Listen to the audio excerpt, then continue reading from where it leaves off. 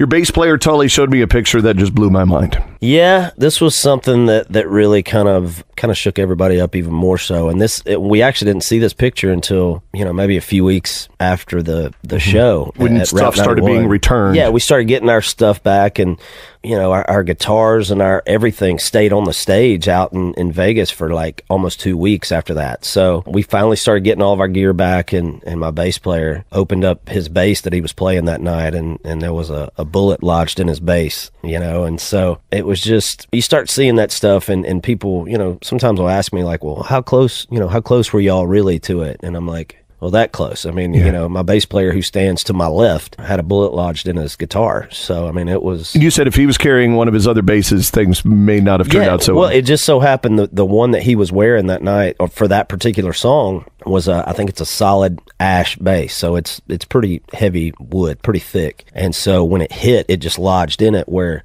sometimes basses are kind of chambered where they got in the middle of them, there's holes sort of throughout the bass. And, if it had been any other bass, it just probably would have gone through and hit him in the gut, so... But it was really close. I really thank you so much for being so open about this. You and I have not talked in depth about this, and we probably should have done it off air, but it was a cathartic thing for me. Hey, absolutely, man.